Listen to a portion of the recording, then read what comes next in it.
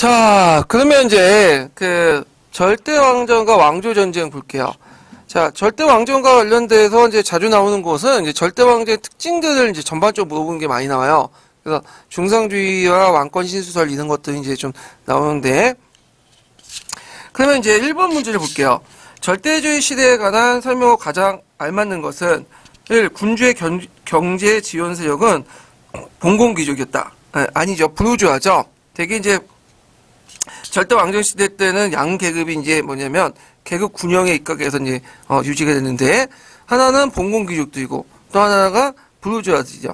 그러니까 부르주아들은 이제 그 경제 지원을 대가로 뭐냐면 여러 가지 무역적 특권을 받죠. 그리고 절대 왕권은 이제 그 바탕으로 상비금이나 관료제를 유지하고요. 자, 그 다음에 2번호는 이제 그 중농주의에 입각한 경제 정책을 실시한 게 아니라 중상주의죠. 그래서 국가가 정책, 적극적으로 경제에 간섭하는 중상주의 정책을 했고요. 참고로 이 중농주의 같은 경우에는 국가의 간섭을 별로 안 좋아해요. 모든 걸 다 어디에 맡겨라? 시장에 맡겨라. 라는 자유방임주의와 좀 더 가까운 그 경제 사상이에요. 그 다음에 3번은 서유럽보다 동유럽의 절대왕정이 먼저 성립되었다. 그게 아니라 이제 거꾸로 서유럽보다 이제 동유럽의 절대왕정이 성립된 게 아니라 그 동유럽보다 서유럽이 먼저 성립됐죠. 그러니까 시기적으로 100년이 더 앞서요. 특히 이제 서유럽 같은 경우에는 자율적으로 형성된 반면에 동유럽 같은 경우에는 이제 그 독일대 예를 들면 북방의 스웨덴과 싸우는 과정에서 형성되는 그런 타율적인 모습을 같이 띠고 있죠. 자, 그 다음에 4번을 보면 사상적 왕권 신수에 의해서 뒷받침했다. 맞죠? 그래서 왕의 권한이 어디에서 위임받는 거야? 신으로부터 위임받는다. 절대 권력을 띠고 있다. 이런 말인데, 이 왕권 신수에 관련돼서 이제 보슈의 그런 제임스 힐스의 그런 사람도 있죠? 그 예전에 한번 또 시험 문제 나왔죠. 그 관련돼갖고. 자, 2번은 이제 뭐와 관련된 내용이냐면, 서유럽 절대주의하고 동유럽 절대주의의 차이를 물어봐요. 서유럽 절대주의는 우리가 이제 알고 있는 정형적인 절대주의라고 보시면 돼요. 그래서 이제, 봉건세력과 근대세력 같이 양자가 균형화되어 있었던, 그런 계급 균형적인 어떤 입장에서 있었던 것인데 반해서, 동유럽 같은 경우에는 아까 얘기했던 시기적으로 또 늦고, 그 다음에 또 동유럽을 뒷받침해주는 세력들은 부르주아들이 아니죠. 산업이 발달하지 못했기 때문에 주로 이제 융코가 고급관리나 군 장교 복무하면서 절대 왕정이 뒷받침해줬다. 그러니까 시민세력의 부재 이런 것들이 특징이죠. 자, 그럼 하나 풀어보면, 자, 매직제가 나타나지 않았고 조직과 그 다음에 규율면에서 보다 엄격했다. 자, 매직제가 나타났죠. 프랑스죠. 프랑스 같은 경우에는 부르주아 상층들이 돈을 주고 간직을 매입을 하잖아요. 주로 이제 법관직을 이제 그 매입을 해요. 고등법원의 법관직들을. 그래서 이들을 이제 뭐라고 하냐면 그 범법을 입었다고 해서 범법귀족이라고 하죠. 근데 이에 반해서 정통적인 귀족들은 뭐예요? 창검을 찼다고 해서 창검귀족이 되죠. 그래서 이제 두 개의 귀족들이 있었다라는 걸 좀 기억을 해두시면 돼요. 그래서 이제 1604년에는 폴란테사라고 이제 상속의 경우에는 간직가격 60분의 1, 양도의 경우에 간직가격 8분의 1을 내는 조건으로 상속과 양도도 가능해요. 예. 자, 그래서 매매 대상이 됐다. 자, 그 다음에 이거는 프랑스와 관련된 내용이고요.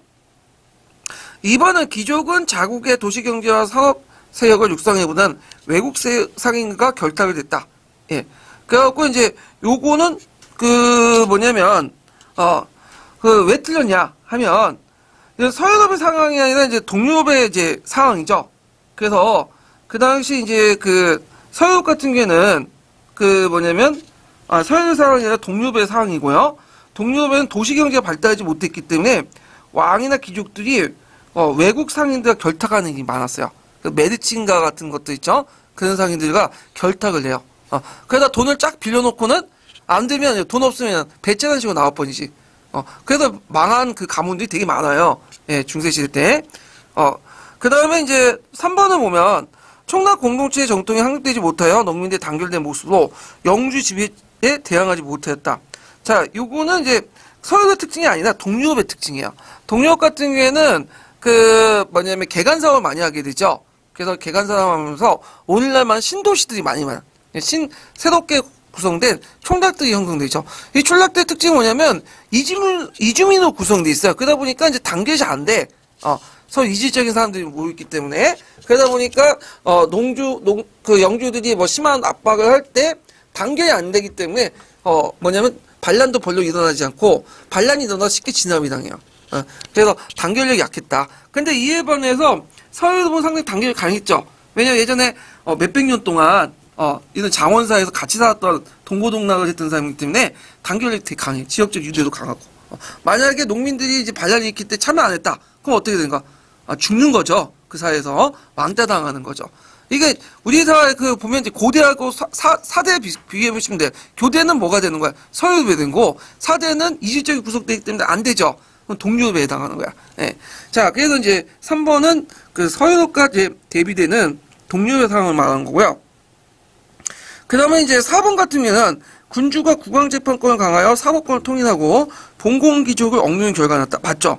그래서 이제 영국이나 프랑스나 국왕권이 강화되면서 이제 그 영주들이 가지고 있는 영주재판권들이 다 국왕에 있는 국왕재판권, 국가로 재판권 다 흡수 통합돼요. 그래서 영국 같은 경우에는 이제 그 왕실 재판 있죠? 왕실 재판의 외연을 확대하려고 헨리 2세가 순회 재판을 하죠? 그래서 그 과정에서 마을 공통의 어떤 지역별 공통의 뭐가 부각이 돼요? 보통법. 이런 것들이 부각이 되잖아요? 이런 것들과 이제 기억을 연결시켜서 이제 보시면 돼요. 자, 3번 같은 경우에는 이제 그 서유럽의 전반적 특징을 얘기하는데, 그 서유럽의 절대왕조의 전반적 특징인데, 여기에서 이제 절대왕정 체제 성립과 유지를 위해 봉건사의 다른 새로운 이데올기와 경제정책이 필요했다. 그래서 이데올기와 경제정책의 특성을 500자 이내에 쓰시오. 여기에서 새로운 이데올기는 뭘 써야 되겠어? 왕권신수설 특징들 쭉 쓰시면 되고, 그래서 경제정책을 뭘 써야 되겠죠? 중상주의 특징을 쭉 쓰시면 돼요. 예. 그래서 쉬운 문제 같지만 계속 나오는 거야. 그래서 뭐 왕권신수설, 중상주의 꼭 외워두세요. 이 부분은. 자, 그 다음 뒤에 넘어가서 4번을 보세요. 4번. 자, 4번은 이제 그 언어 정치 체제의 어떤 문화, 사회적 문화의 특징을 보여준다. 자, 이 체제의 발전 과정과 직접 관련이 없는 것은, 자, 여기는 뭐냐면 그 첫 번째 구문은 누이 14세와 관련된 거지. 누이 14세 때 베르사유 중심으로 해서 형성된 궁중 문화야. 예. 그래서 이 사람은 베르사유 궁을 만들고 화려한 연애를 계속해요. 이것도 상당히 정치적인 거죠. 연애를 함으로써 귀족들이 뭐예요? 그 연애하는데 소비를 다 해야 되잖아. 옷도 사야 되지, 그다음 기금속 사야 되지. 그리고 이 사람은 또 복잡한 예식을 또 만들어. 이거 등등 해가지고 이런 걸 통해서 이제 귀족들의 힘을 뭐죠? 빼내는 거죠. 네, 그래서 얘네들 경제적 힘을 약화시켜서 왕한테 복종하도록 이렇게 만드는 거예요. 예. 그래서 이제 이런 것도 있고, 그다음에 이제 이런 내용들이 이제 쭉 있어요. 그래서 이런 그 문화들이 프랑스의 궁중 문화들이 유럽에도 미쳐요. 유럽에 이제 독일이나 러시아나 이런 궁중 문화에도 영향을 미쳐가지고 그 당시 그 많은 연애들이 하게 되고, 특히 왕실들은 그 자국어를 쓰지 않고 뭘 쓰냐면 불어를 써. 지금 뭐 잘 사는 사람들 다 영어 쓰고 그러잖아요. 어떤 집안은 불어까지 쓰고 그러는데, 어떤 연예인은 갔더니 재벌하고 결혼했던 연예인은 갔더니 자기는 한국어 쓰는데 그 사람들은 영어 불어 쓰는 말에 그 얘기가 안 통하고 나중에 이혼당하는 그런 경우가 있는데, 하여튼 그런 경우가 되게 비일비재했고, 그래갖고 이제 누이 14세가 죽었잖아요. 그래서 이제 그때 이제 유행했던 바르크 양식 같은 거, 아주 웅장하고 거대한 거. 근데 이제 귀족들이 누이 14세 주니까 잘 됐죠. 이제 베르사유 궁중에 연애에 참여하지 않아도 되고, 그러니까 지방에 내려갔어, 자기 집에. 근데 이제 예전에 화려한 궁중의 그 모습들이 계속 떠오르잖아. 그래갖고 자기 집안에 그런 것을 좀 운용을 했어요.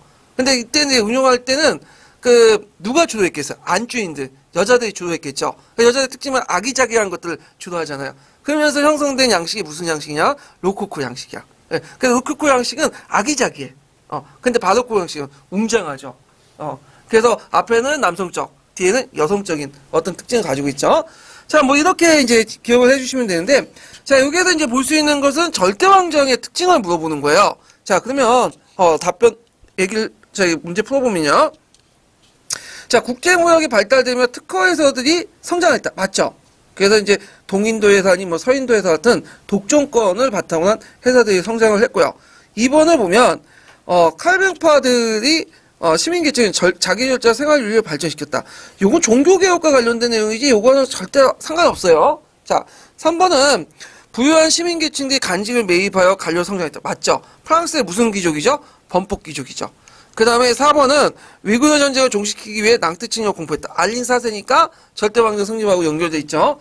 그 다음 5번은 영토 전쟁이 빈번하니까 국가가 세력균형의 주요 외교 목표가 됐다. 맞죠? 그래서 대개 왕조 정쟁의 여러 가지 기본적인 원칙 중에 세 가지 중에 하나가 뭐냐면 세력균형의 원칙이야. 그래서 힘이 없는 사람에게 힘을 밀어주는 거야. 그 주요 역할을 했던 나라가 어떤 나라냐면 영국 같은 나라죠. 자, 그래서 이런 것들 좀 기억을 해주시면 돼요. 자, 그 다음에 뒤에 넘어가서 5번 문제를 보자. 5번도 이제 전반적으로 이제 뭐냐면 절대왕정의 특징들을 물어봐요. 그래서 절대왕정의 성립에 유지에 필요했던 정치, 경제, 사상적 요소를 각각 쓰고요.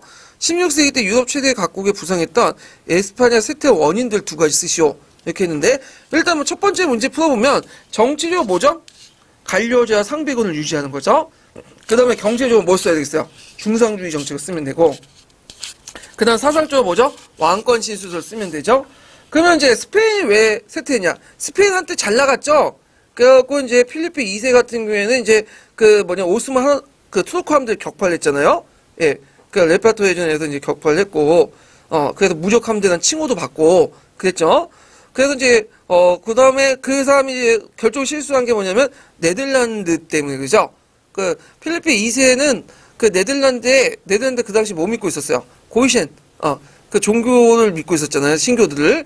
근데, 카톨릭을 강요했어. 중앙 집권 아니다. 이것도 하나의 왕국에는 하나의 종교가 필요하다. 모든 시민들은 뭘 믿어? 나를 믿는 종교를 따라. 그러니까 네덜란드 처음엔 전쟁 안 하려고 했는데 너무 그러다 보니까 어떻게 돼요? 어쩔 수 없이 전쟁을 하게 된 거야. 그때 이제 네덜란드를 도와줬던 그 나라가 잉글랜드 영국이죠. 그 영국의 엘리자베스 여왕이 그 함대가 무적 함대를 깼죠. 이게 뭐죠? 그 유명한 아르미다 해전이에요. 아르미다. 이거 카렌 해전이라고 하죠, 또. 예, 그래서, 그거 외워두세요. 이건 되게 유명한 거니까. 그러면서 이제 스페인이 몰락을 하게 되고, 그 패권을 누가 이제 갖게 되냐면, 영국이 갖게 돼요. 그럼 여러 가지 요인이 있겠죠. 일단 스페인 같은 경우에는, 이 당시 스페인은 그 당시 이제 들어온 그 금과 은을, 남미 지역에 들어온 금과 은을 제대로 유지를 못했어. 그걸 독자적 산업 발달에 쓰지 않고, 비능률적인 관료제나, 그냥 궁중, 생활을 낭비하거나, 그리고 귀족과 성직자들에게 부가 집중되거나 등등 국외 유출이 많았고요. 그 다음에 카톨릭 수도들 자체가 종교 분쟁에 개입하고 전비 지출에 인한 국세가 약화되고 거기에 네덜란드가 독립됐죠. 네덜란드는 그 당시 상당히 중요한 세원이었는데 그걸 뺏긴 게 된 거야. 거기다가 이제 영국 응징에 의해서 한데 무적함대 몰락 이런 것도 있고 그래서 그 외에도 뭐 서양사 개론에는 그 당시 이제 양모 있죠. 양모를 이제 모직물을 만드는 메스타 같은 그다음 오늘날 말하는 민주노총 같은 그런 이제 강력한 조합들의 어떤 독점권 행사 이런 것도 있어요. 그래서 여러 가지 요인을 쓰시면 돼요. 결국에는 네덜란드가 나중에 부각이 되죠. 스페인, 포르투갈 대신에 이제 17세기 초중반 넘어 네덜란드가 패권을 하는데 네덜란드의 특징은 뭐냐면 종교의 자유를 인정해 주는 거예요. 네덜란드가 왜 독립했어요? 종교의 자유를 인정하지 않기 때문에 독립했잖아요. 그래서 다른 신교도 국가 중에는 한동안 자기 종교를 계속 강요했죠. 국유도 아니어도 신교도 국가도. 근데 네덜란드는 국교를 믿든 신교를 믿든 뭘 믿든 간에 다 인정을 해줘. 그러면서 많은 유대인들이 스페인에서 쫓겨난 유대인들이 어디로 갔어요? 네덜란드 갔고. 그 다음에 위그노들 어디 갔죠? 네덜란드 갔어요. 그래서 네덜란드가 부강하게 된 이런 것들은 종교의 자유가 깔려있다. 그래서 그 당시 암스테르담이 그 당시 금융의 중심지였잖아요. 그리고 그 당시 암스테르담 금융을 유지했던 사람이 유대인들이었어. 유대인들 원래는 어디에 있었냐? 필리핀 2세에 있었던 스페인에 있었거든요. 유대인들이. 근데 이제 필리핀 2세가 이제 막 유대인들 탄압을 하니까 얘네들 어디 도망간 거죠? 네덜란드 도망가 버린 거야. 예. 그래서 나중에 이제 스페인이 약화된 것도 종교의 자유를 인정하지 않은 그런 결과가 이제와 연결돼 있다. 좀 기억을 해두시면 될 것 같아요. 자, 그 다음에 이제 관련된 문제를 보면, 몇 번 문제야? 6번 문제 볼게요. 자, 18세기 유럽의 오스트리아 왕위 계승전 실년전쟁이 일어났다. 이들의 공통된 성격을 잠못 서술한 거는, 이거는 오스트리아 왕위 계승전쟁 실년전쟁은 슐레이지언을 둘러싸고 이제 싸운 건데, 자, 이들은 왕조전쟁의 범주에서 묶어 설명할 수 있죠. 자, 왕조전쟁은 세 가지 특징이 있어요. 꼭 외워두세요. 첫 번째는 세력균형 원리야. 그래갖고 이제 전쟁 당사국 중에 상대적으로 힘이 약한 쪽에 힘 몰리는 이고요. 이 세력균형 원리는 그 뭐 왕조 전쟁 외에도 그다음 종교 전쟁도 포함될 수 있고, 그다음 미국의 독립혁명도 있죠. 이것도 일종의 세력균형 원리가 적용될 수 있다고 했죠. 두 번째로는 요번에 이제 시험 문제 나오는데, 항상 그 왕조 전쟁이 일어나면 뭐도 일어나죠? 영국과 프랑스 간의 식민지 쟁탈전이 같이 일어나. 연계돼서 일어나요. 그래서 이제 우리가 보통 이제 볼 때 그 아우쿠스 부르크 전쟁이 있고, 에스파냐 왕위 계승 전쟁이 있고, 오스트리아 왕위 계승 전쟁이 있고, 실년 전쟁이 있는데, 이때마다 이제 월리엄, 옌, 조지아, 프랑스, 인디언 전쟁이 나요. 그 네 번에 걸쳐 식민지 전쟁이 나. 요번에 이제 7년 전쟁 같이 있었던 뭐가 나왔죠? 프랑스 인디언 전쟁, 프렌치 인디언 전쟁이 나왔죠? 파리주하고 이제 프랑스 인디언 전쟁과 관련된 건데, 자, 하여튼 이 전쟁들을 뭐라고 얘기하냐면 제2차 백년 전쟁이라고요. 제2차 백년 전쟁. 왜? 예전에 백년전쟁이 있었잖아요. 영국과 프랑스가. 근데 두 번에 거쳐서 또 2차 백년 전쟁 했다. 그래가지고 이제 있는데, 이 제2차 백년 전쟁을 맺어진 것이 뭐냐면 파리 조약이에요. 그래서 이 파리 조약 결과 캐나다가 어느 넘어갔지? 프랑스에서 영국으로 넘어가게 돼요. 예, 이거 좀 기억을 해두시면 돼요. 예.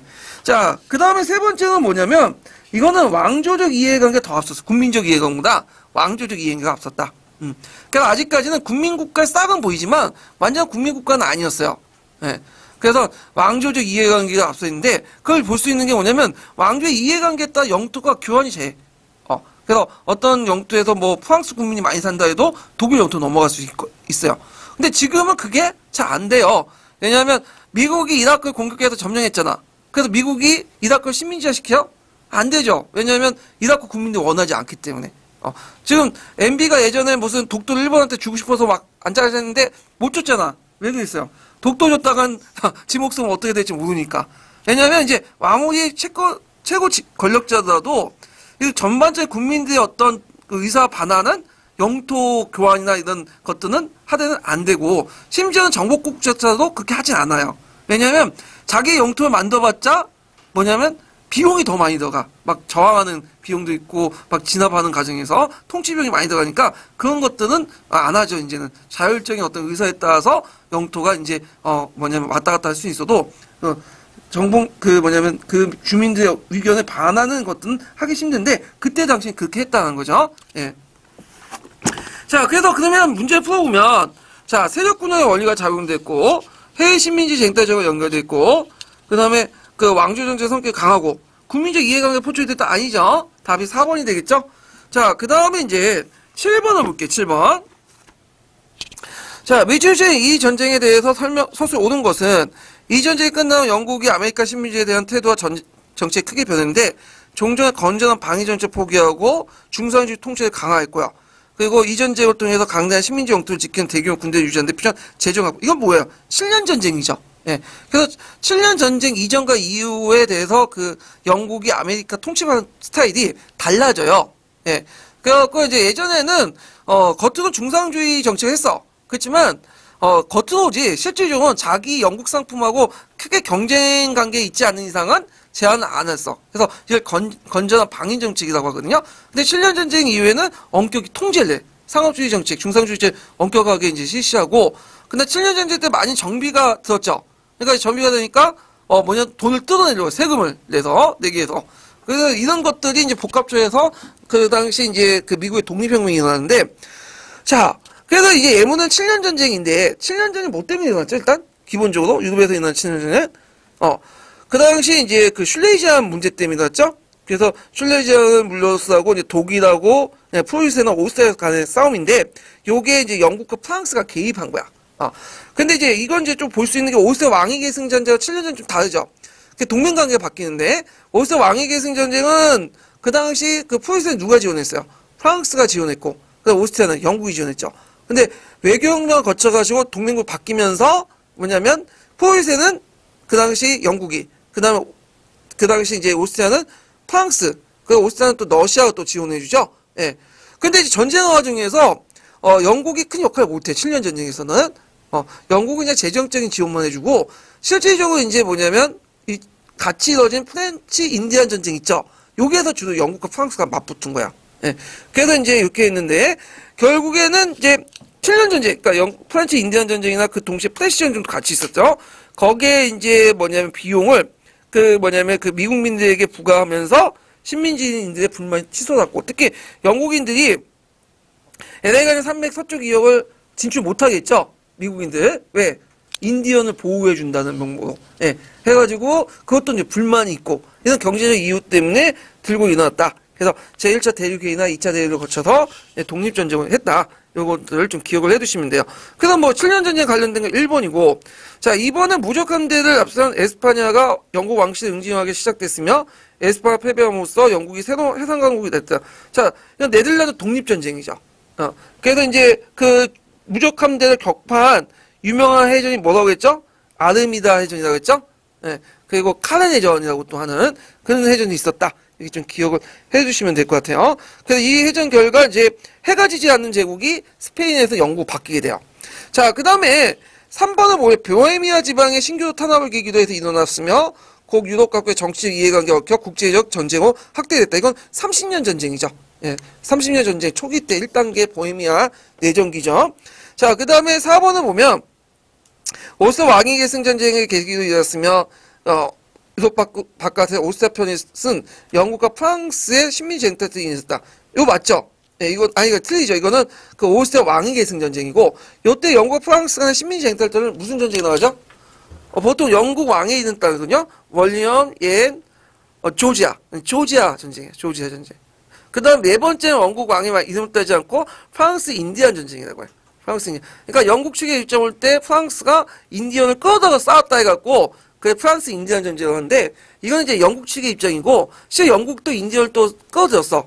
그래서 서로 상대방이 또 인디언을 끌어들여서 같이 싸웠어요. 그래서 하여튼 이런 게 있고 그래서 5번을 보면 왕실과 의회 대립이 시작됐으며 코넬이 지휘하는 의회군, 철기군이죠.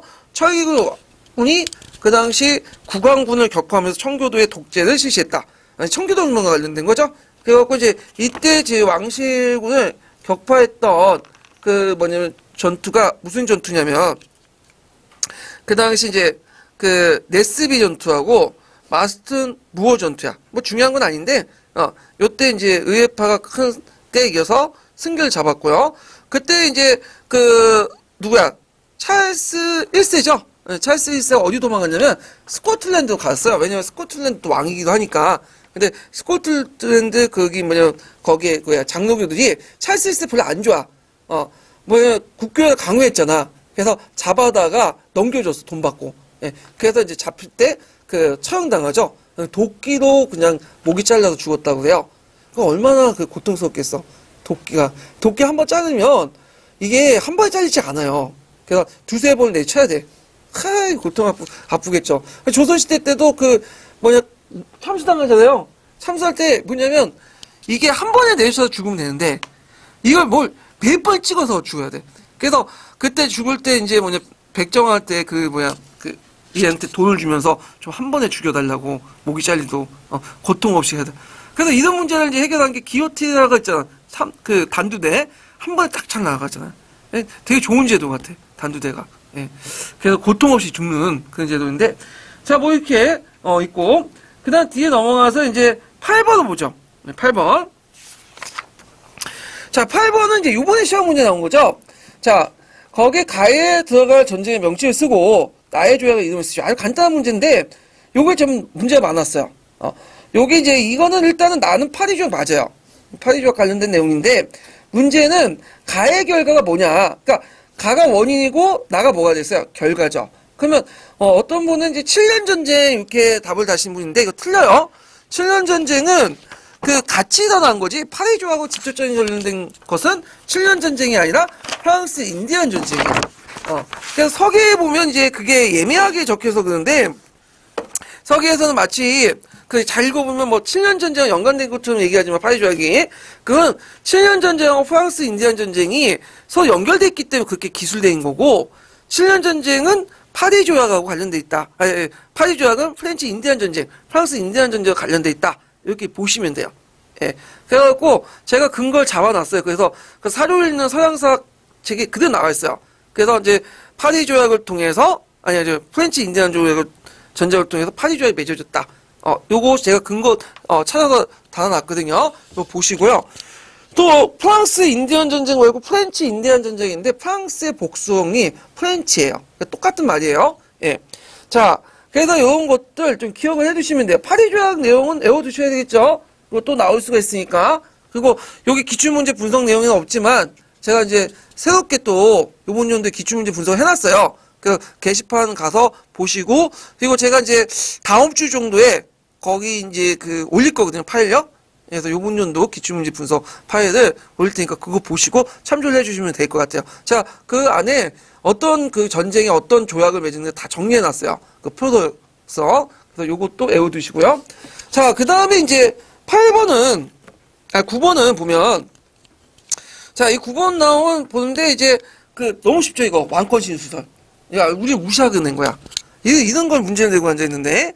자, 일단 가와 나에 드러난 정치 인원을 쓰고 이 인원을 옹호하는 유럽의 정치체제. 자, 왕권신수설, 절대왕정. 절대왕정 체제 이렇게 쓰시면 되는데, 자, 가는 이제 뭐가 가냐면, 보슈의 단삼이야.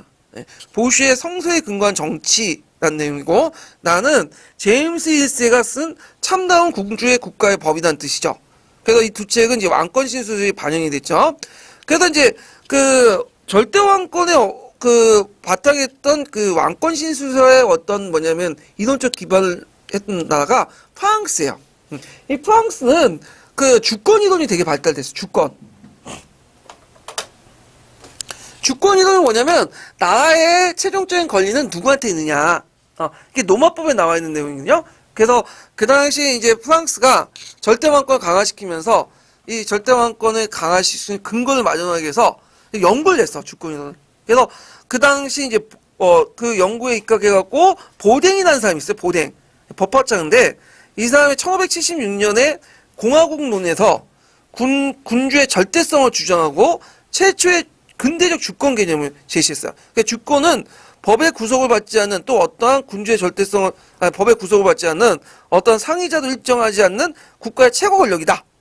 그 권한은 입법권, 군대 유지권, 전쟁 및 평화제기권, 최고 사법권, 가세권 이런 것들이 주권이다. 그리고 이 주권은 누구한테 있다? 군주한테 있다. 그러면 군주한테 이 주권이 있으면 그 근거가 있어야 될 거 아니야. 그건 어디에서 위임받았다는 거야? 그 신호부터 위임받았던 왕권신수설을 주장한 거예요.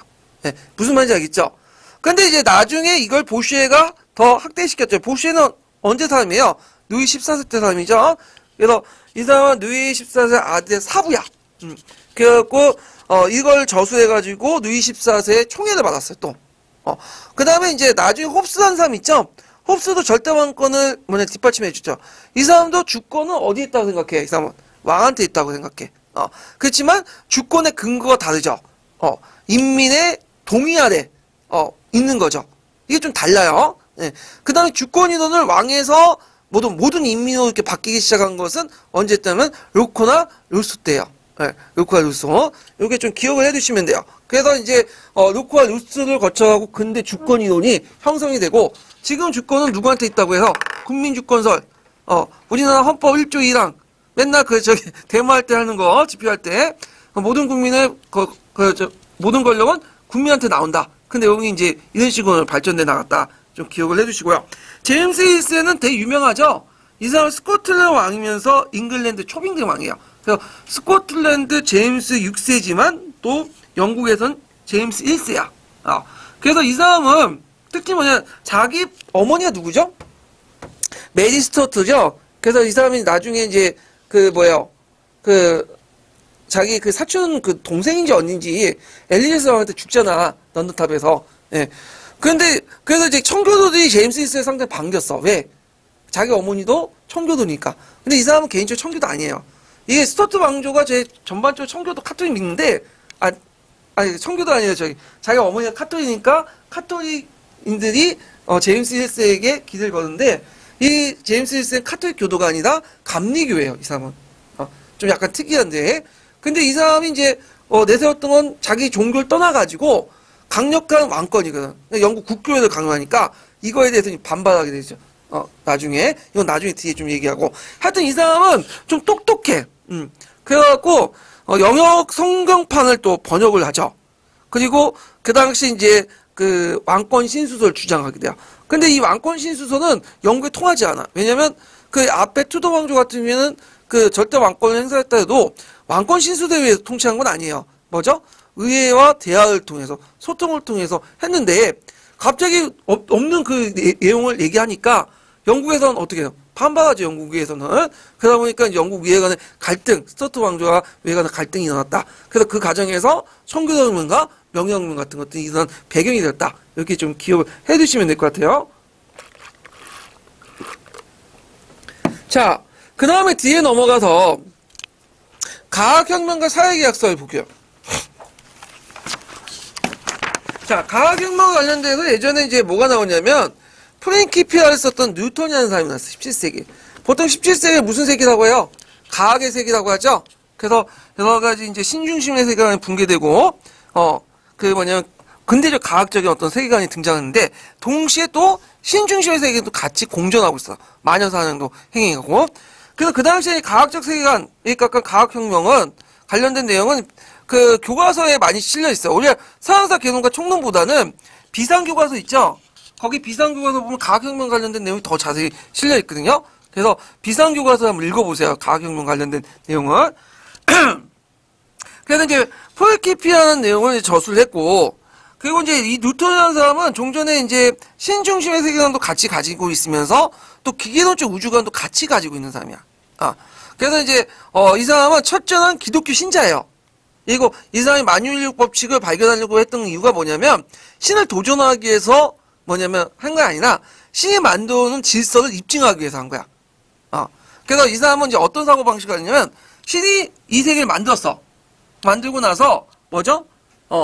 신이 움직이는 어떤 프로그램 따라 이 세계를 움직여요. 이것까지는 기계론적 세계관이 똑같아요. 근데 그 신의 모습에 대해서 이 사람은 이신론을 부정해. 이신론 뭐예요? 신은 인격체가 아니라 어떤 법칙과 원리다.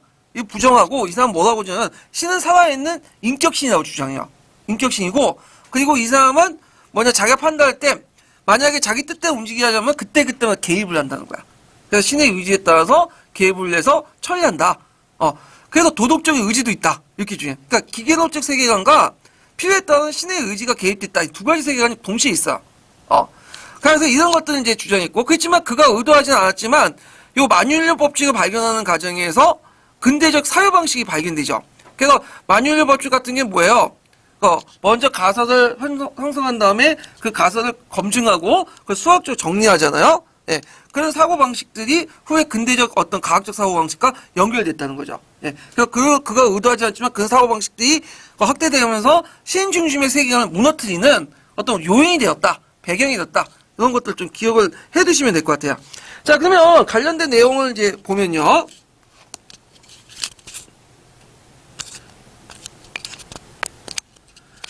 자, 여기 보면 이제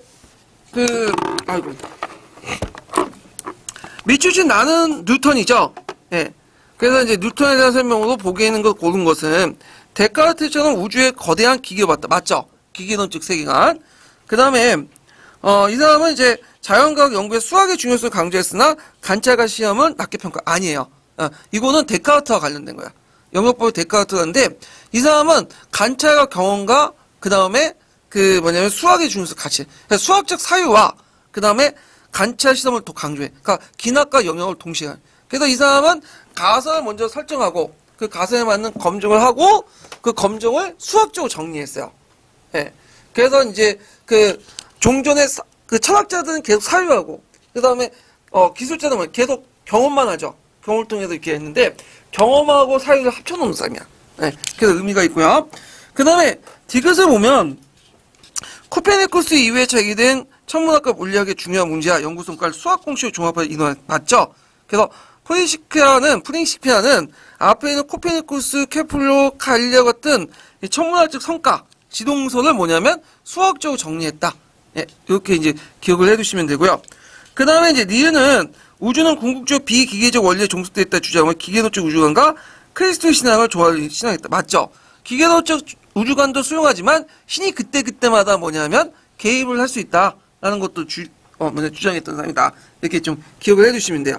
그래서 기읍과 디귿과 니은 이렇게 보시면 되고요. 자, 그 다음에 2번 문제 볼게요. 2번.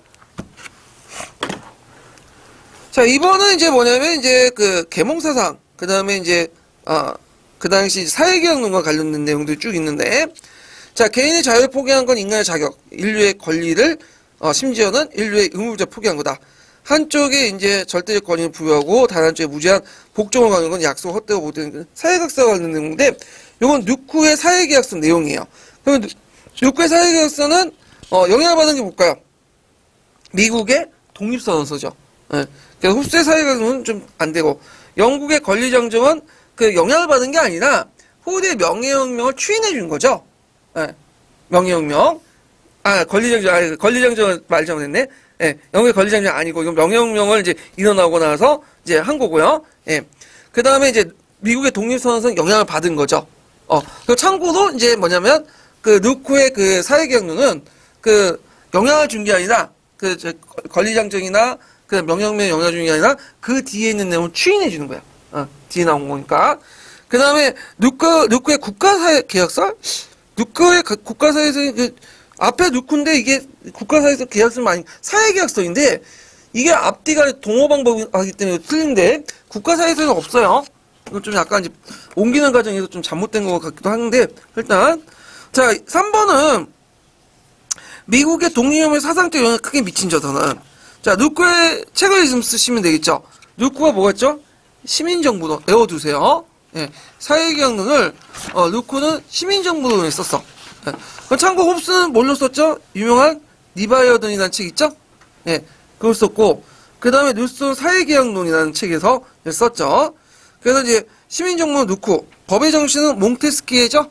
그 몽테스키에는 삼권 분리를 이제 주장했고 리바이어든은 홉스가 주장했고 그 다음에 사회계약론은 누스가 주장했죠. 누스가 이제 썼죠. 주장한 게 아니라 예, 답이 1번이죠. 1번. 자, 그 다음에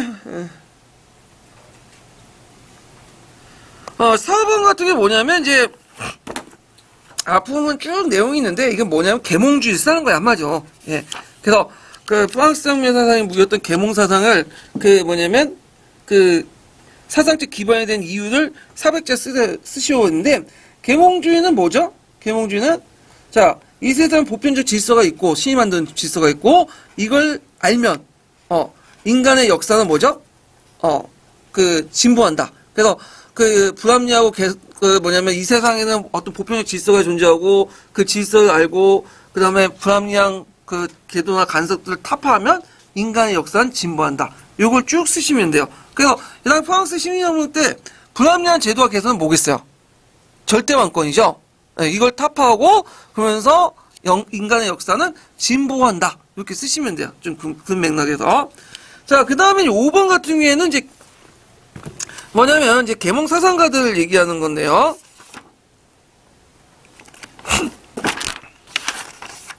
자, 가와 많은 서양 근대 사상가들이다. 이들에 대한 설명이 옳지 않은 것은 이렇게 있는데 자, 가는 30년 전쟁의 참상을 보고 전쟁과 평화의 법이라는 것을 썼던 그 유명한 사람이 누구죠? 그로티우스죠. 네덜란드 법학자인. 그래서 이 그로티우스는 그 당시 그 30년 전쟁을 보고 참혹함을 보고 느낀 거야. 아무리 전쟁이 나도 뭐냐면 뭐죠? 최소한 인간으로서 지켜야 할 법이 있다. 자연법이 있다. 이래서 이제 쓴 것이 그 뭐냐면 전쟁과 평화의 법이에요. 그래서 최초의 국제법의 어떤 호신이 줬다. 외워두세요. 나올 수가 있어요. 자, 그래서 있고 그 다음에 이제 여기에서 이제 이 사람이 맞죠? 자연법 사상에 입각해서 어떤 국제법 필요성을 제창을 했던 것이고요. 그 다음에 이제 2번을 보면 나는 개인이 국가나 군주에 복종해야지만 자연권 확립이라는 한계 내에서 그러하며 지배자가 계약에 의해서 위탁받은 권한과 한계를 넘어서는 이에 저항할 수 있는 시민의 자연권에 속한다고 생각한다. 요건 누구와 관련된 거죠? 루쿠의 사회계약설이야. 루쿠의 사회계약설과 그 홉스의 사회계약설은 좀 달라요. 홉스는 모든 권한을 누구한테 위임하는 거죠? 군주한테. 근데 이제 이에 대해서 그 루크는 모두 위임하는 게 아니라 일부분만 위임한다는 거야. 부분 양도소리죠? 예. 위탁이랑 양도가 똑같은 말이에요. 부분이야 전체라는 거지. 그러면 양도하지 않은 권리가 뭐죠? 재산권이야. 그래서 재산권을 건들 경우는 어떻게 해? 돈을 건들 경우에는 저항할 수 있다는 게 저항권이죠. 그래서 부분 양도 저항권 나오면 루크가 쓰시면 돼요. 그 다음에 이제 우리가 잘못 알고 있는 게 뭐냐면 이제 여기 흡수 같은 경우에는 뭐 군주한테 복종해야 된다 이렇게 나는데 실제로는 이 흡수의 이론에서는 군주보다는 정부란 말을 많이 써요. 정부. 군주한테 뭐 위탁한다 그 내용들은 후대 이제 그 루크 사상을 분석하는 과정에서 역사학자들이 그 당시 명예혁명과 관련돼 갖고 설명할 때 추인할 때 이제 해석하는 거야. 재해석 부분이고 이 사람은 정부한테 위탁한다는 말 많이 쓰거든요. 예. 그렇게 이제 이해를 해 두시면 될 것 같아요. 그래서 일반 사회 사람들한테 그 얘기를 했더니 이 위탁 대상이 이제 군주 아니냐. 우리는 잘 모르겠대. 우리는 정부와 관련돼. 일반 사회 애들이 정확하게 알고 있더라고, 이 부분은. 그래서 사회학설 같은 경우에는 역사도 돼 있지만, 윤리도 같이 해요. 예. 특히 일사과 애들이 정확하게 좀 그 개념을 아는 것 같아, 보니까, 이 부분은. 그 다음에 이제 하여튼, 문제 풀어보면, 네덜란드 망명가했다가 청교동맹 반발 기구가 했다. 그게 아니라 이제 이 사람은 네덜란드 망명가건 맞아요. 친구 따라 망명 갔는데, 언제 이제 오냐면, 명예혁명이 일어나기 전에 기구를 했어요. 예, 명예혁명이. 뭐, 중요한 건 아닌 것 같은데, 문제 냈어. 틀리라고 낸 것 같아, 일단. 자, 그 다음에 이제, 다는 이제 뭐냐면, 이신론의 입장에서 종족 간용을 위한 싸움 계목사상가로서 파견 취함을 타도하다. 라는 가치에 미신과 강신을 타파하기 노력했다. 자, 이 사람은 누굴까요, 이거는? 이 사람은 볼테르예요. 예. 그래서, 볼테르는 이신론자로서 그 당시 이제 영국의 입헌데이저를 동경했던 사람인데, 그럼 이 신론은 뭐죠? 이 신론은 아까 말한 것처럼 기계도적 세계를 바탕으로 두면서 신은 뭐죠? 인격신이 아니라 원리와 법칙을 보죠. 예, 그래가지고 신이 인간이 아니기 때문에 인격신은 인격적 요소를 갖고 있지 않기 때문에 어떤 질투나 감정이 없죠. 그러다 보니까 다른 신을 섬겼다 해서 뭐 분노하거나 그러진 않아. 그러다 보니까 어떻게 돼요? 다른 신에 대한 간용적인 사고방식이 나타날 수밖에 없겠죠. 그래서 이제 볼테르와 관련된 내용인데, 자, 이 사람은 이제 볼테르는 계몽군주들 좋아했죠. 그래서 이제 대표적인 게 이제 프로이드와 같은 계몽군주의 존경을 받았고 초대도 받고 그래요. 예. 그러니까 에카르트 2세도 또 뭐냐면 편지도 주고받고 하면서 이렇게 한 건데, 그럼 나는 이제 뭐와 관련된 거냐면 입법, 행정, 3법의 어떤 상권분리, 상호인재. 이건 누굴까요? 이거는 몽테스키죠. 몽테스키는 법의 정신에서 이제 정치제도 각국의 기후의 지휘적 조건, 산업 발전에 따라서 서로 상의하기 때문에 각국에 알맞는 어떤 정치체제가 필요 있다. 그래서 어떤 특정한 체제가 우월할 수 없다. 이렇게 했지만 그래도 좀 이상적으로 보는 것은 영국의 정치체제예요. 그래서 영국의 정치체제는 상권 분립이 잘 돼 있다. 행정, 입법, 사법이. 그래서 이 상권 분리에 입각해갖고 만들어진 나라가 미국이잖아요. 예. 그래서 이렇게 이제 보시면 되고, 이 사람은 이제 그 법의 정신도 유명하지만 또 하나는 또 그 페르시아인의 편지라는 책을 냈어요. 요건 인명서로 냈는데, 여기에선 부유한 두 페르시아인의 편지 형식으로 그 당시 이제 프랑스의 어떤 모순점 이런 것들을 알리는데 썼다. 이렇게 보시면 되고, 자, 5번을 보면, 말을 보면요. 자, 말은 누구겠어요? 로마 제국의 세망사. 에드워드 기본이죠? 그래서 이 에드워드 기본은 이제 로마 제국의 멸망을, 뭘로 봤냐면, 이 사람은 첫 번째는 기독교인으로 본 거야. 기독교인. 두 번째는 이민족, 게르만족들의 어떤 침입. 이렇게 봤죠. 그래갖고, 그 당시 이제, 로마 제국의 주요는 야만족의 침입. 기독교 노마를 장악했기 때문에 서술했다. 그래서 이것 때문에 기독교인들이 많은 비판을 받아요. 기독교로부터. 예. 그래갖고 이 내용들 좀 보시면 되고, 자, 그러면 이제 보면 많은 로마 제국 멸망이 게르만족에 치니까 기독교 승리 때문에 보았다. 예, 맞죠? 예. 그러니까 기독교가 도입되면서 로마의 강경한 풍토가 사라졌다는 거야. 예. 근데 이런 것들이 이 당시 에드워드 기본이 살아있을 때 18세기 후반뿐만 아니라 예전 로마 시대 때도 그런 비판이 있었어. 로마가 이제 개도만족 때 침해받고 전혀 무너지니까 기독교인들 비난했죠. 너네 신이 우리 도와줬다고 했는데 그러면 로마가 부강해야 되는데 왜 그러냐. 그랬더니 그것에 대해 방박해갖고 이제 성 어거스틴이 쓴 유명한 책 있죠. 신국론. 신의 나라와 지상의 나라를 분리시키고 로마가 멸망한 것은 너네들 문제일 것이 왜 신이 문제냐 하면서 비난을 했잖아요. 예, 그래서 이렇게 있는데 하여튼 이렇게 좀 보시면 돼요. 에드워드 기본이 쓴 로마 제국 세방사들 제가 한 20대 초반 때 한번 읽어보려고 했거든요. 7권이나 되더라고요. 다 읽지 못했고 한 권 읽다 말았어요 그냥. 너무 두꺼워. 예, 너무 방대하고. 자, 그래서 이제 있고 6번 문제 해볼게요. 6번. 자, 6번은 이제 뭐와 관련된 거냐면 사회계약론과 관련된 거예요. 사회계약론. 사회계약론 홉스, 루크, 루소 관련된 내용이 있죠. 그래서 555페이지에 보면 제가 홉스, 루크, 루소의 사상의 어떤 그 부분들 다 정리해놨어요. 예, 그거 좀 보시고요. 자, 그러면 이제 본 내용에 들어가서 자, 여기에 보면 이제 가는 1조 왕의 그 권한에 의해서 이해 동의 없이 법의 효력을 정지시키며 법의 집행에서 정지시킬 수 없는 권력이 쭉 있는데 자, 이건 가는 뭐와 관련된 내용이죠? 요거는 권리장전과 관련된 거죠? 예. 그 다음에 나는 이제 뭐냐면 우리는 다음과 같은 진리를 장명한 것으로 생각한다. 이상한 권리를 확보하기 위해서 인간은 정보를 만들었으며 쭉쭉 있는데 이건 뭐와 관련된 내용이에요? 이거는 미국의 독립혁명서와 관련된 거고요. 그 다음에 다는 제2조 모든 정치 결합의 목적은 소멸될 수 없는 자연권을 보존했다. 그 권리는 자연, 재산, 안전 및 압제에 대한 정황이다. 그리고 법은 일반이지의 표현이다. 쭉쭉 있죠. 이거는 뭐죠? 프랑스의 그 인권선언문이죠. 예.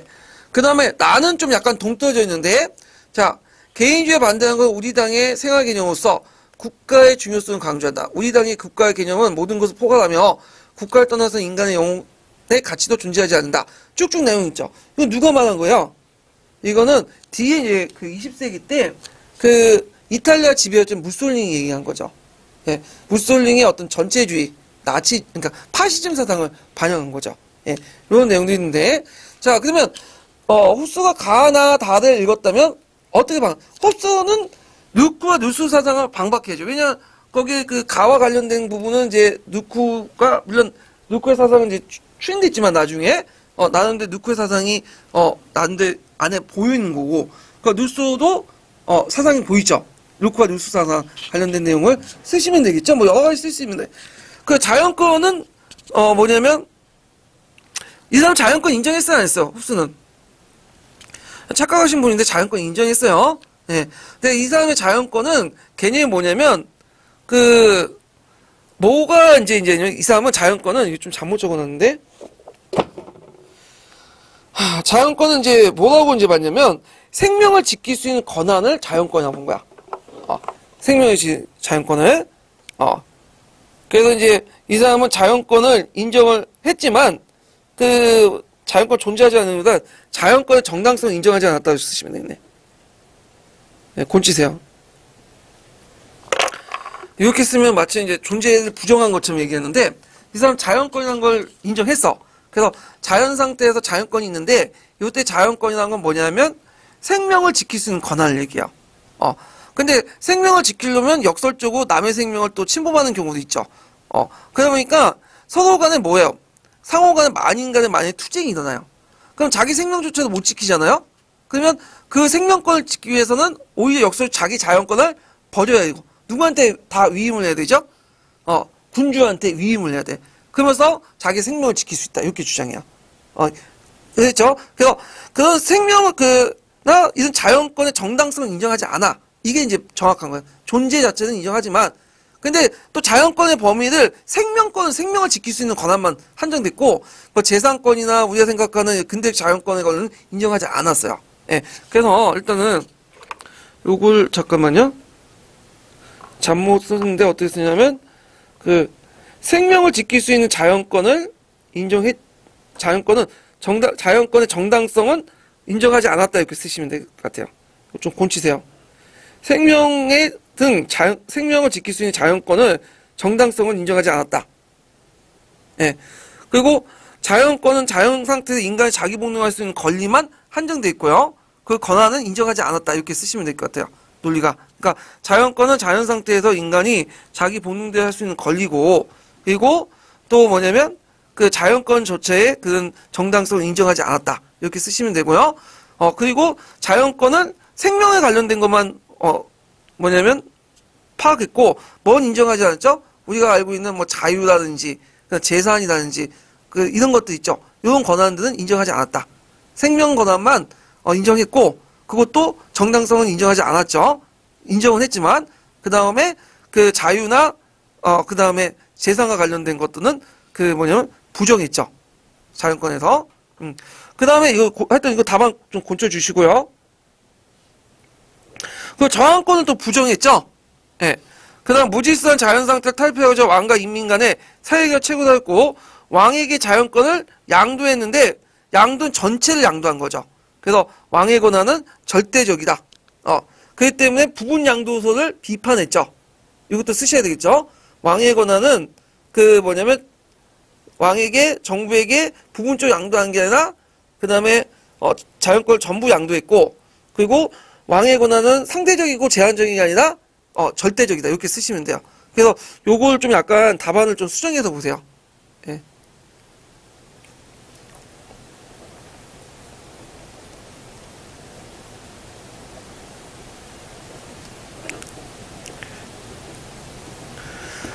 그래서 이제 그 예상 답안을 좀 정리해보면, 자, 이 사람은 자연권을 어려봤다? 자연 상태 인간의 자기 본능을 생명할 수 있는, 본능대로 할 수 있는 생명을 지킬 수 있는 권리로만 파악했고요.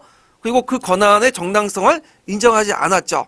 그리고 자연권 중에 재산이라든지 재산이나 자유에 대한 권리를, 근대적 자연권을 인정하지 않았죠. 이렇게 쓰시면 되고, 그 다음에 이제 또 왕에게 자연권을, 전부 양도했고, 그래서 부분 양도를 부정을 했고, 그리고 양도를 했고, 왕의 권한은 상대적으로 제약적인 게 아니라 절대적이다. 그리고 저항권을 부정했다. 이렇게 쓰시면 맞아요. 예, 이렇게 좀 답안을 수정을 해주시면 될 것 같고요. 자, 그 다음에 그 답안을 이제 보면, 여기에서 이제 그 다의 6번, 6조의 미추진 부분에, 미추진 부분이 이제 뭐냐면, 여기 모든 시민이 직접 또 대표를 통해서 입법에 참여하는 권리를 가진다는 내용이거든요. 여기 빠졌네. 좀 줄을 치시고, 여기, 예, 여기 줄 쳐져 있네. 예. 자, 그래서 이제, 그 구현학에서 19세기 초반에 영국의 개혁운동이 일어났다. 이 운동의 요구사항을 가장, 표현한 1차 사료의 명칭을 쓰고, 그 주된 요구사항을 쓰시오. 자, 명칭을 뭐라고 써야겠어요? 인민헌장이죠. 인민헌장. 예. 자, 그 다음에 이제, 요구사항은, 이거 6개 애호가 쓰시면 되겠죠? 남자의 보통선거권, 비밀 무기명 투표, 그 다음에 이제 위원회 재산자격 철폐, 그 다음 위원회에 대한 세비 지급, 평등선거구 설치, 뭐 매년 선거, 이런 것들인데 매년 선거를 제외하고는 다 실시를 했죠. 그래서 이런 것들을 이제 그 보시면 되고, 자, 그 다음에 이제 그 3번을 볼게요. 자, 가나다가 밑바탕에 깔려있는 17세기 정치사가 상반돼도 인민국가 창조의 세대론을 사용해서 라이 빈칸을 들어갈 문장을 쓰시오. 요거 내놓고 되게 요거도 먹었어. 요거. 무슨 문장을 지으라고 했는데, 이게 이제 그 당시 되게 어려운 문제였어요. 머리 참 잘 굴리면, 그 뭐냐면 쓸 수 있는데, 제가 머리를 잘 못 굴려갖고 틀렸거든요? 그래갖고, 세 단어가 들어가야 돼. 뭐라고 써야 되겠어요? 네. 국가가 인민을 창조한다. 그래서 인민이 국가를 창조하는 게 아니라 국가가 인민을 창조한다. 그래서 인민이 국가를 창조한다는 거는 앞에 있는 누크와 누수 사상이고, 그 다음에 국가가 인민을 창조한다는 거는 그 뭐냐면 국가주의, 파시즘과 관련된 거죠. 그래서 요거 무솔링이 한 말이에요. 그래서 교과서 사료에 나와요, 요 부분이요. 예. 그래서 이런 것들을 이제 좀 기억을 해두시면 될 것 같아요.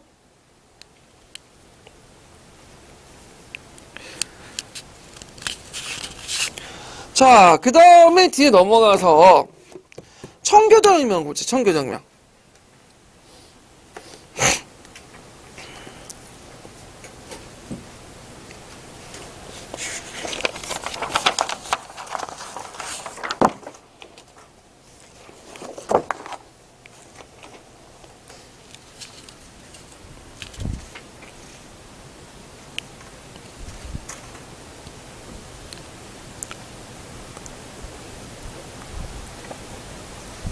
자, 여기 보면 다음 글을 읽고 물음에 답하시오 이렇게 했는데, 자, 독립생산자 가운데 나온 자본과 세력이 절대주의 정기적인 상인들이 필요하지 않았고, 자, 여기에서 이제 정기적 상인이라는 건 뭐냐면 산업자본가들이 등장한 상업자본가들 얘기예요.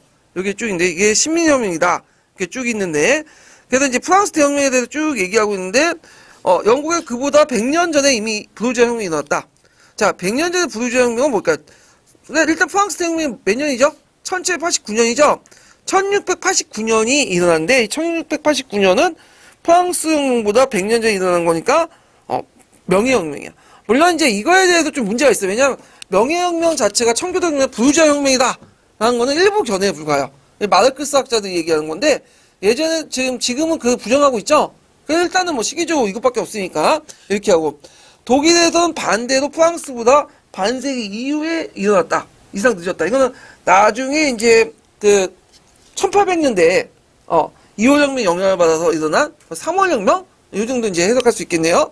자, 그러면, 가에서 이제 이와 같은 결정에서 이제 경제체제 일반적 특징, 자본주의 체제 특징을 쓰라고 하는 건데, 요거는 그냥 여러 가지 쓰시면 되겠죠. 뭐, 사회주의에서 뭐 자유경제, 영리추구 등등등 있는데, 이런 것들은 이제 그 역사과 문제가 아니라 일사과 문제예요.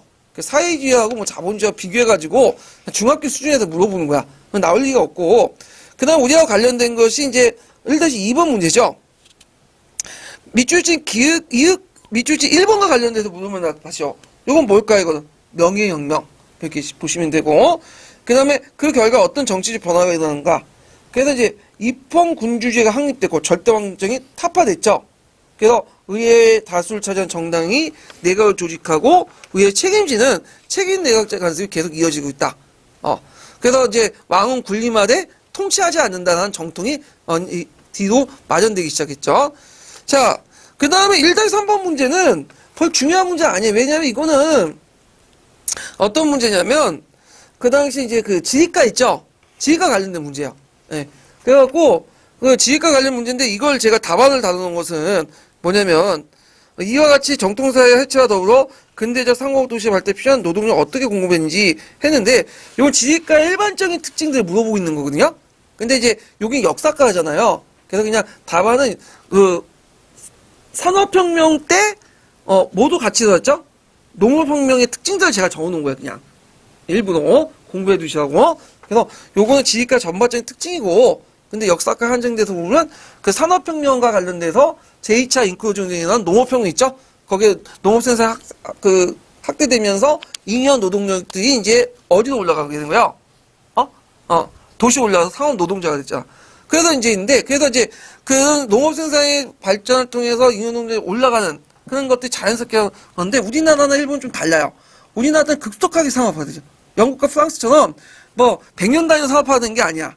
뭐 10년, 20년 급속하다 보니까 젊은 인구들이 다 상당히 어디가졌어요. 도시 올라갔죠. 그러니까 뭐냐면 공백기가 뛰게 난 거죠. 다 밑에는 농촌에서는 이제 별로 없잖아, 이런 사람이. 그러다 보니까 쌀값이 어떻게 해요? 폭등하게 되죠. 식량 생산이 부족하게 되죠.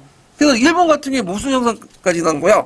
쌀폭등이 난 거야. 근데 영국 같은 그런 게 없었거든요. 왜냐면 영국은 어느 정도 기간을 가지고 했기 때문에 그 당시 이제 상업혁명 발달된 농기구들이 뭐냐면 또 투입됐고 또 수입도 많이 갔잖아. 밀 같은 것들. 그래서 이런 것들 극복할 수 있는데 우리나라나 일본 같은 경우에 그런 것들이 없이 그냥 급속하게 농업화, 공업화가 일어나서 여러 가지 사회 문제가 발생했다. 뭐 이런 거는 아닌데 요 정도만 알아두세요. 그냥 이거는. 예. 우리과 관련이 없는 문제니까. 자, 그 다음 뒤에 넘어가서 2번 문제 볼게요. 2번은 청교도혁명과 관련된 내용인데, 자, 청교도혁명 이제 보기 전에 잠깐 이제 561페이지 펴보세요. 한 편에.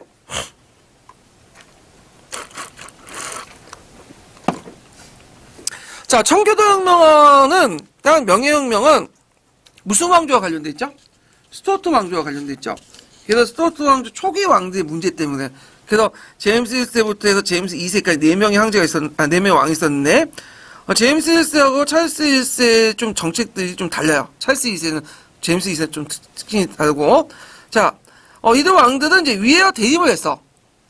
그래서 앞에 있는 투더 왕조는 의회를 존중하면서 성장했는데, 그냥 대립하면서 왕권강을 하다 보니까 의회와 충돌을 일으킬 수밖에 없는데, 제임스 힐스와 찰스 힐스는 공통적으로 영국 국교의 강화 정책이에요. 근데 양이 좀 달라. 그 안에 들어보면 제임스 힐스는 철저하게 뭐냐면 국교예요. 완전히 딱 국교의 바탕 왕권 강화에서 양쪽으로부터 공격을 받게 돼요. 카톨릭이나 청교도부터 공격을 받게 돼. 그래서 이제 우리가 가이포커스 하향 음모 사건 있거든요. 가이포커스 유명하죠. 요번에 기간제 분들이 가이포커스 뭐냐면 거기 가면을 쓰고 나왔는데, 그래서 이걸 자유의 상징 이렇게 얘기하고 영화도 만들어졌잖아요. 예. 자, 이건 같고, 청교도 같은 경우에는 탄압받으니까 메인프라우 타고 어디 갔죠? 일부 청교도들이 저쪽 싱대로 건너갔잖아. 예. 그런 것도 있고. 근데 이제 이에 대해서 찰스 힐스는 달라요. 찰스 힐스는 겉은 영국 국교회지만 실제 친카톨릭 정책이야. 왜냐면, 영국 국교회가 되게 다양하잖아요. 그 중에 어딜 지원하냐면, 카톨릭과 관련된 것들, 제일 가까운 고파교회, 고교학파를 지원했어요. 고파교회, 고고학파를 지원해서 실제로는 카톨릭 정책을 했다. 그러다 보니까 이제 이거에 대해 의회를 장악한 청교도끼리 싸움이 나죠. 그래서 일어난 것이 청교도혁명이에요. 근데 찰스 힐스와 제임스는 까놓고 친카톨릭이죠. 이 사람 프랑스에 오랫동안 있었던 카톨릭을 이제 믿었는데 개인적으로나 또 이걸 이용해갖고 이제 왕권 강화시키려고 하다 보니까 의회와 충돌하게 돼요. 근데 이때 의회는 권력 구조가 개편돼갖고 청교도가 아니라 일반 영국 국교회예요. 그래서 영국 국교회가 주로 청교도 카톨릭과 대항하는 모습이죠. 그리고 청교도 일부 박해를 받아요. 이때는. 예. 그래서 이제 있는데, 그래서 청교도혁명은 청교도가 일으켰지만 명예혁명은 청교도가 안 일으켰어요. 누가 일으킨 거죠? 영국 국교회가 정통 국교회들이 일으킨 거예요. 이해되시겠죠? 예. 그러다가 명예혁명 이후에 이제 원래는 그 청교도 애들이 영국 국교회 안에 있었거든요. 형식적으로. 그러다 독립하게 돼요. 명예혁명 후에 하나의 왕국에는 하나의 종교가 원칙이 무너지면서 청교도인들 신앙의 자유 인정받게 되면서 독립하게 돼요. 이해되시겠죠? 원래는 청교도는 영국 국교의 일파였다가 나중에 명예혁명에 독립하게 된다. 예. 이렇게 좀 기억을 해두시면 되고, 자, 그 다음에 뒤에 잠깐 보시면 몇 페이지 보시면요. 자, 564페이지 잠깐 보세요. 자, 영국 국교회를 볼게요. 영국 국교회 보면, 자, 우리가 이제 알고 있는 청교도도 원래는 어디에서 나왔다고 했죠? 영국 국교회죠. 그래서 이제 통일령을 반포할 때, 그 당시 통일령이 너무 카톨릭 요소가 많다. 그래서 그 안에 카톨릭 요소를 청결하게 하자 해갖고 나온 게 청교도야. 그러다가 나중에 그 영국 국교회 독립하자는 독립교회 세력까지 합쳐갖고 이제 청교도 하는데, 이 청교도가 있고, 이 청교도 안에서도 잔류파, 분리파가 있어. 그 분리파 안에서도 이제 보면 장로파, 독립파, 수평파, 칠레파, 디거즈, 피거 파더즈 되게 많아요. 파들이요. 예. 그래서 이제 분리파들은 처음에는 명예혁명 이전까지 형식적으로 어디에 속했다고 했죠? 영국 국교도에 속했다가 나중에 명예혁명에 완전히 독립되고 이제 비국교가 되는 거야. 예. 그 다음에 이제 거기에 예전에 시험 문제 나왔던 것이 뭐냐면 이제 그 피거 파더즈죠. 그래갖고 이제 해외로 나가서 청교 독립구회를 건설하는 그런 것들이 나왔고요. 그 다음에 거기 장로파, 독립파, 수평파, 칠레파가 있는데, 크노웰은 어디 속해요? 독립파에 속하죠? 예. 그 다음에 이제, 우리가 알고 있는 이제 성공회, 정통 그 성공회도 그 안에 또 파벌이 있어. 그래서 보통 이제 강교학파, 접교학파 같은 경우에는 이제 좀 자유롭게 국교도 있고, 카톨릭 의식 같은 거 별로 중요시하지 않고 그런데, 카톨릭 교회를 되게 강조하는 거가 있어요. 고파교회요. 말이 여기는 성공회지만 실제로 어디예요? 카톨릭적 요소가 강해요. 그래서 카톨릭적 요소가 강해서 나중에 찰스 힐스가 이걸 이용하려고 했죠. 그러니까 까놓고 친카톨릭 정책을 하기 힘드니까 요 국교회지만 실제로는 카톨릭 고파교회를 이용해갖고 친카톨릭 정책을 했고 이걸 또 스코틀랜드 강요를 한 거죠. 그러니까 장로교도 들고 일어난 거잖아요. 예. 그래서 이런 것들 이제 같이 기억을 해두시면 돼요. 상당히 복잡해요. 계보도가. 자, 그러면 이제 문제를 풀어보면,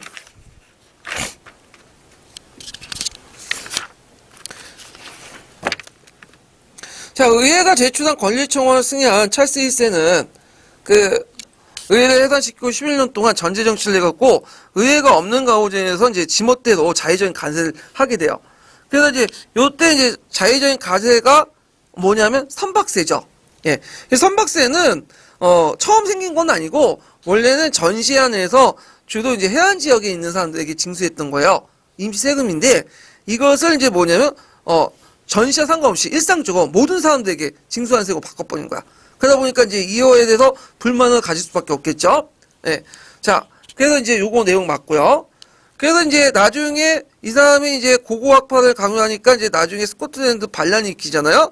그래서 스코틀랜드 반란이 일으키니까 이거에 대해서 이제 뭐예요? 그 당시 이제 또 의회를 이제 소집을 하게 되죠. 예, 이게 단기의회예요. 근데 단기의회에서 막 불만이 터트리니까 다시 해체됐다가 스코틀랜드 반란으로 다시 맞게 해서 장기의회를 소집하잖아요. 이 뒤에는 이제 스코틀랜드에서 장로고들을 주도했다. 그러면 왜 이 사람들이 왜 반란이 났을까요? 아까 얘기한 것처럼 그 영국 국교회를 강요했는데 요때 영국 국교회라는 건 실제로 뭐죠? 카톨릭 요소가 많은 고파교회이기 때문이죠. 자, 그 다음에 디귿을 보면 이 크노엘인데 크노엘이 뭘 공포했죠? 항해조례를 공포했죠. 그래서 항해조례 내용은 꼭 여러분들 아셔야 되겠죠. 그래갖고 이제 영국 제품이나 그 다음에 그 영국의 제품이나 이런 거 생산국 영국 제품이나 이런 것들 운반할 때는 뭘로 운반을 영국 성박이나 그 물자산지 배로 제한을 해줘. 그래서 네덜란드 중개무역을 타개하려고 했다. 그 당시 네덜란드 영국은 대립관계였어요. 예, 모직물 시장을 둘러싸고 대립관계였다. 결국에는 영국과 네덜란드의 전쟁이 나서 영국이 이겼죠. 자, 그 다음에 이제 리은은 여기에서 이제 찰스 2세가 있는데 찰스 2세의 전제 정치를 펼치자 의회는 국왕에 대항했다. 여기에서 이제 있는데 그래서 이제 여기 보면 비국교인 신교도 예배의 자유를 허용해달라고 요구했다. 자, 요거는 이제 뭐와 관련된 거냐면 나중에 이게 이제 틀렸는데 요거는 이제 요때 있었던 건 아니고요. 요건 뒤에 있었던 거야. 뒤에. 그래갖고 이제 권리장정이 공포되잖아요. 권리장정이 공포되면서 이제 뭐냐면 그 당시 여러 가지 추가 조치를 하게 돼요. 그 중에 뭐냐면 비국교는 신교들에게 뭘 했냐면 예배의 자유를 인정해줬다. 이렇게 보시면 돼요. 그리고 요 당시에는 그 찰스 2세가 전제정치 펼칠 때는 크노웰이 개판을 쳐놨잖아요. 정치를. 그러니까 사람들이 청교도를 이제 점점 싫어해. 그래서 영국 정통 국교회들이 의회를 장악하고 있었거든요. 그래서 카톨릭과 대항했지만 또 국교를 탄압을 했어요. 그 당시에. 그래서 많은 국교회 그 목사들이 또 탄압받고 그래요. 예. 그래서 요건 뒤에 있는 얘기고, 요때는 그 비국교도죠. 왜 비국교도예요? 명예혁명 이후에는 그게 뭐냐면 어떻게 독립해 나갔잖아. 그래서 이때는 이제 신교도의 종교의 자유를 인정해 줬어요. 예. 그래서 예전에는 하나의 왕국, 하나의 종교 원칙에 따라서 이 신교도들 이제 국교도에 있는 신교들이 자기 말대로 안 듣으니까 억지로 개종이가 자기 국교의 의식, 정통 국교의 의식을 강요를 했죠. 근데 이때부터는 이제 강요 안 해. 그냥 인정해 줘. 그래서 이렇게 있고 뒤에 얘기고요. 그 다음에 추가 조치에 관련돼 갖고 있는 내용이에요. 여기 관련돼서. 그 다음에 권리장정 이후에 추가 조치를 했죠. 의회 군대 통수권자 건열법 폐기. 그 다음에 요거와 관련돼서 신교들에게 뭐냐면 그 종교의 자유를 인정해 주는 거. 이걸 뭐라고 하냐면 간영법이라고요. 간영법. 그리고 카톨릭도 묵인해 줬어요. 이때는 이제 그 종교는 개인의 문제가 된 거야. 다만 간직 진출할 때 좀 약간 문제가 생기는데 그게 무슨 정이죠? 심사정이죠.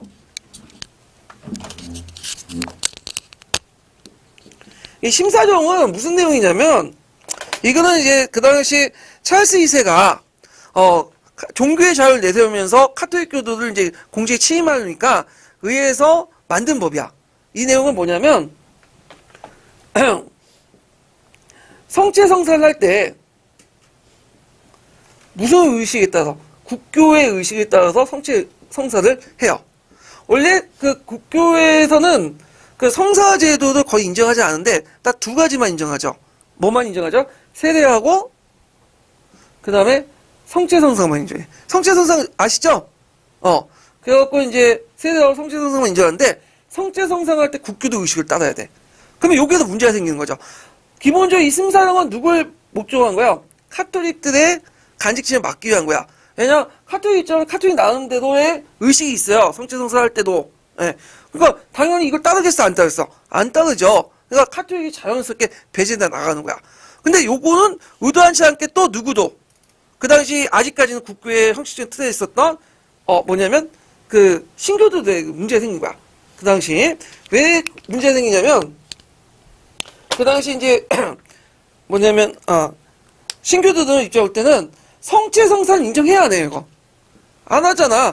그냥 성찬식이라고 생각했어. 성사하고 식은 달라요. 이거 은혜고, 얘 성사는 뭐야? 꼭 해야 되는 거야. 의무적으로. 그러니까 성체 성사를 받는다는 건 자기의 종교적 신념에 위배되는 거죠. 그렇기 때문에 안 해. 그러니까 요거는 카톨릭과 또 누구도 견제하는 거죠? 신교도도 견제하는 거예요. 이해되시겠죠? 예.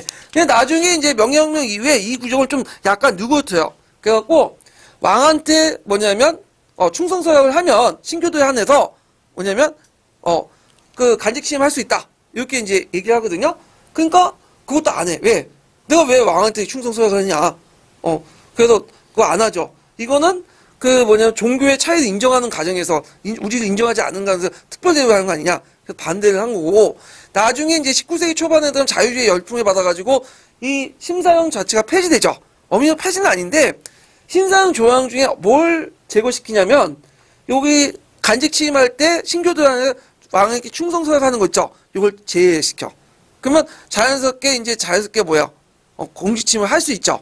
그래서 신교도의 공직 취임을 인정해주게 돼요. 심사형이 개정되면서. 그리고 나중에 1년 뒤에 카톨릭 해방법을 만들어지죠. 요거는 뭐가 없어지면 아까 치면 이제 카톨릭들에게 했던 성체 성사했던 국교의 의식을 행하는 부분도 없애버려요. 그러면서 카톨릭도 뭐냐면 시민적 권리를 획득해. 그러면 심사형은 언제 폐지됐냐? 그냥 놔둬 이거 심사형도. 그러다가 사문화 시켜가지고 원래 사문화 된 거죠. 그러다가 19세기 후반에 폐지돼요. 이 사문화 구조이. 그래서 있는데 교과서는 심사형 폐지라고 얘기하지만 실제로 개정이에요. 이 부분은. 그렇지만 교과서가 그렇게 적혀있기 때문에 여러분들은 교과서 뜻대로 애워두시는 게 좋을 것 같아요. 요거는 좀 복잡한데 이렇게 좀 기억을 해두시면 되고. 자, 그 다음에 이제